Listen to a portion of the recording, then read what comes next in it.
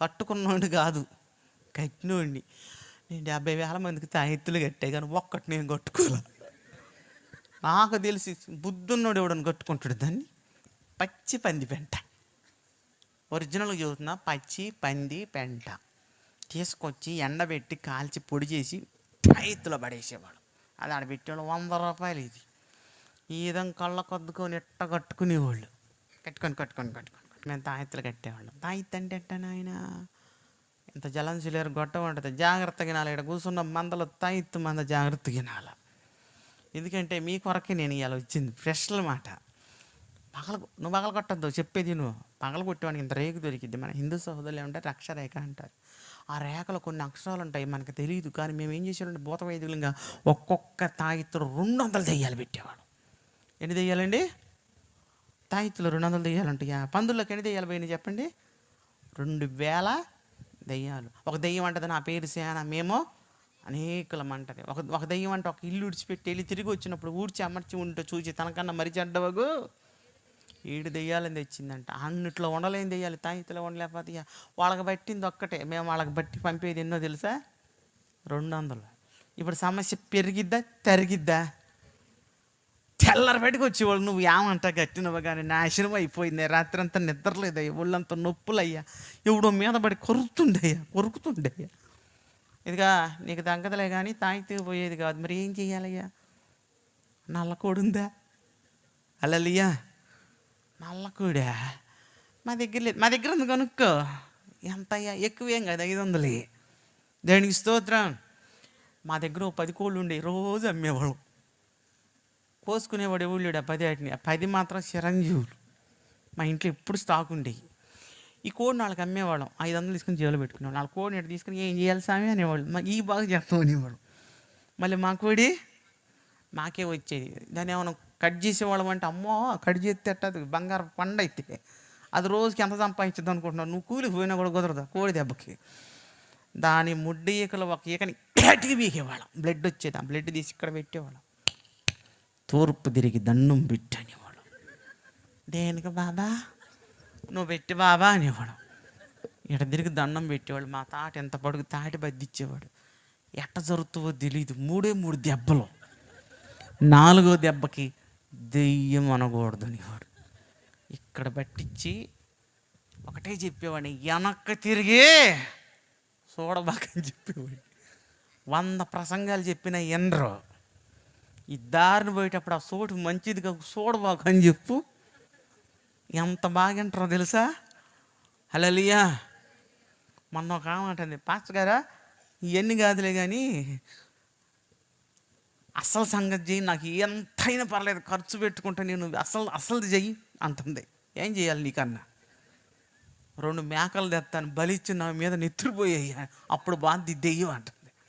ఏసు రక్తమే 10 రూపాయలు కూడా ఇది గుళ్ళోకి 2 మేకలు ఎత్తదంట. దేవునికి స్తోత్రం. ప్రియమైన దేవుని బిడ్డలారా, సరేనని ఆ పరిని కర్ర తీసుకొని ఇక్కడ పెట్టి పీకేవాడినే. 3 దెబ్బలు.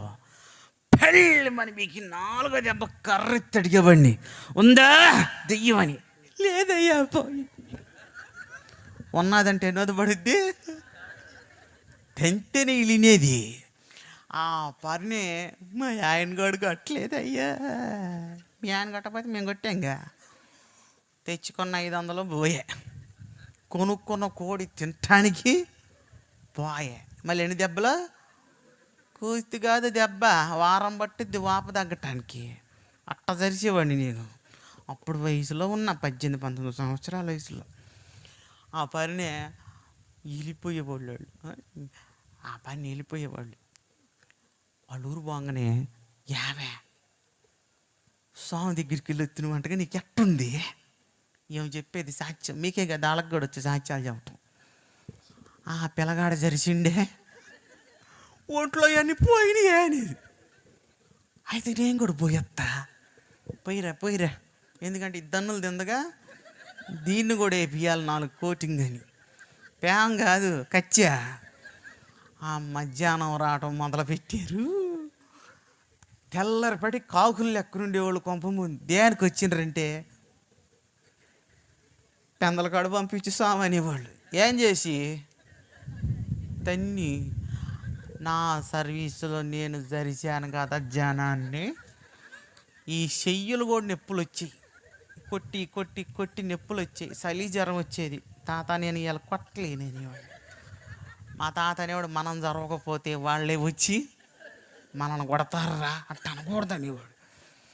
ఓపిక తెచ్చుకొని కొట్టి అట్ట బతికినోడిని. ఇవాళ పాస్టర్ అయ్యాక బైబిల్ తీసుకుంటే తంతం కాదు, నన్ను దంతరేమని భయం అవుతుంది. దేనికి పాస్టర్ గారు వినటానికి బాగానే వింటదేమో, ఎన్నంత సేపు వినంటదే.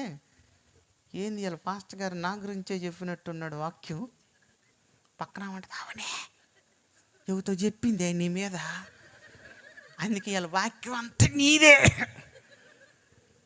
నేను రాను ఇంక ఈ మందిరానికి, నాకు వద్దు అయ్యగారు. ఇంతమందిలో పెట్టుకొని నా గురించి ఇట్ట చెబుతుడు ఆ వాక్యం. నేను రాని. ఏ మందిరానికి పోతాం, ఊళ్ళో ఉందంట బరిగొడ్ల మందిరం ఒకటి, అక్కడికి పోద్దంట. ఎందుకంటే చెత్తేసి రుద్ది సోపేసి పోతారంట ఒంటికి. హారిని ఇలా వాక్యం చెబుదామంటే ఎవడు కోపం వస్తుందో భయం అవుతుంది. ఈ వాక్యం తీసుకుంటే ఏం తగులుద్దో, ఆమెకు తగులుద్దో, ఆమెకు తగులుద్దో అని ముందు నాకు టెన్షన్ వస్తుంది. వీళ్ళు కోపం వచ్చి ఏడమానుకుంటారని. ఆ రోజు తంతే అడిగినోడు ఇలా వాక్యం చెబుతుంటే నాకు వస్తుంది. మళ్ళీ వీళ్ళు ఏమంటారు తెలుసా, చిన్న గొర్రె పిల్లను నేను యేసయ్య నువ్వా. ఈ విధంగా పాస్టర్ గారి మీద చెప్పడం నువ్వు చిన్న గొర్రెవే, నువ్వు గొర్రె వెట్టవవుతావమ్మ బర్రెవైతే. హల్లెలూయా. జాగ్రత్త, నీ దైవజనుడిని వాక్యం చెప్పేటప్పుడు మనకి ఏదైనా తగలొచ్చు. ఇప్పుడు అయ్యగారు చెప్పినా నాకు తగలొచ్చు. నీతో ఎవరికి మాట్లాడుతున్నారు, దేవుడు మాట్లాడుతున్నాడు అనుకోవాలి. కానీ నా గురించి చెబుతుంది. ఎందుకు చెప్పదు, నీ గురించి చెప్పటానికి జనాలకి పని. ఇంకా హల్లెలూయా. ఆ విధంగా డబ్బు సంపాదించేవాళ్ళు. ప్రియమైన దేవుని బిడ్డల, రెండో రకమైన చెప్తున్నాను నేను, ఇది ఇంకా అవసరమైంది. పచ్చి పంది పెంట. ఒరిజినల్గా చెబుతున్నా, పచ్చి పంది పెంట తీసుకొచ్చి ఎండబెట్టి కాల్చి పొడి చేసి రైతులో పడేసేవాడు. అది ఆడబెట్టేవాళ్ళు 100 రూపాయలు. ఇది ఈ విధంగా కళ్ళ కొద్దుకొని ఎట్ట కట్టుకునేవాళ్ళు. కట్టుకొని ఆ పంది పెంట బూడిద ఆడబోతే ఆ పరినెట్ట పుట్టుకొని ఆ నోట్లు తీసుకునేవాడు. అయ్యయ్య తినేస్తున్నారు దాదా అనేవాడు. మనకెందుకురా, వాళ్ళు తింటే మనకెందుకు, తినకపోతే మనకెందుకు, మెలకొని ఉండరు అనేవాడు. గుప్పులు నవ్వులు మింగేసేవాళ్ళు అంతే. నేనైతే కొన్ని 100 మందికి తినబెట్టా. ప్యామింది కాదు, పంది పెంట. ఆ పని తిని పడేసేవాళ్ళు. అబ్బా ఎంతమంది తినరు లెక్కలేదు. ఇవాళ యూట్యూబ్లో నా సాక్ష్యం అంటున్నారు, అరే ఈడు ఆ రోజు ఆ విధంగా పడేసి బాది ఇవాళ ఏమి లేదండి, నేలకి బయట పెడతాను వీడు. ఏడుందో వాడు నెంబర్ చూడండి. హల్లెలూయా. మొన్న ఫోన్ చేసి ఫోన్ అలా ఎత్తా, ఎవరండి అన్న. ఒరి సన్నాసి అట్ట అనకూడదు, నేను పాస్టర్ గారిని అన్న. పాస్టర్ గారు వేడా చెప్పేది వినరా. ఒరే నేను ఇంకెన్ని బూతులు తిట్టాలనిపిస్తుంది నాకు అంటుంది. నువ్వు తిట్టొద్దక్క, కారణం చెప్పన్న. 20 సంవత్సరాల క్రితం నీ దగ్గరికి నేను వచ్చాను రా అంది. వస్తే అన్న, 2 కిలోలు బూడిది నా ముఖాన్ని కట్టేవరు నువ్వు అంది. ఏం చేయమన్నానన్న, పరగడుపునే నీళ్ళలో కలుపుకొని ఉదయాన్నే తాగమంటే 2 నెలలు తాగారు. నీ మాట వినంద తాగేసావు అన్న.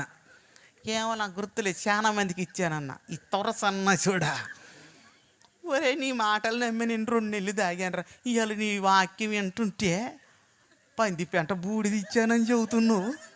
అరే నాకు ఇచ్చిన బూడిద అదే ఇదే కదా అంది. నేనమ్మా అదే మీదన్న. హల్లెలూయా. ఒరే నాకు రోజు లేచిన కాడి నుంచి అదే గుర్తుకొచ్చి అన్నం తినబుద్ధి కావట్లేదురా అంటుంది. హల్లెలూయా. ఎప్పుడు అనగా తాగింది 20 ఏళ్ళ క్రితం తాగితే ఇప్పుడు కక్కు వస్తుందంట. మిరాకిల్ అంటే అయ్యి. వెళ్ళు బోతబయల దగ్గర, మాంత్రికుల దగ్గర పోతే ఇది పెట్టుకో, ఇది చూసుకో, ఇది దాగు, ఇది నాకు అని ఇస్తారు. అవన్నీ అయ్యే. నువ్వు బాగా కట్టుకొని కూర్చున్నావేమో, దాంట్లో పంది పెట్టే ఉంది. గట్టిగా కుక్క కూడా తిందదాన్ని, మూది కూడా పెట్టదు.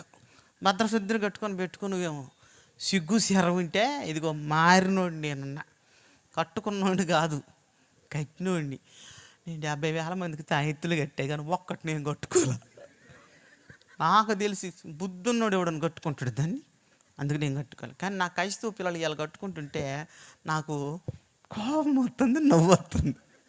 వీళ్ళ అమాయకత్వానికి ఏం చేయాలని. చాలామంది ఇప్పుడు తాయెత్తు ఎవరి దగ్గర ఉందా ఏంటి, అందరూ మా దగ్గర లేదు, మేమందరం కైత్తులే. ఇప్పుడు నేను వచ్చి పట్టుకుని నేను ఎవరి దగ్గర ఉందా, కుక్క కనుక ముక్కలను పసిగట్టినట్టు ఎవరి దగ్గర ఉందో నాకు తెలుసు. పాటర్ గారు చెప్పినంత చెప్పి మధ్యలోకి వస్తానంటాడు. ఏంది హల్లెలూయా, బీపీ వచ్చి సావబాకు, నేనేం రాను. వెళ్ళే దారిలో దాన్ని ఏం చేయాలి, పడి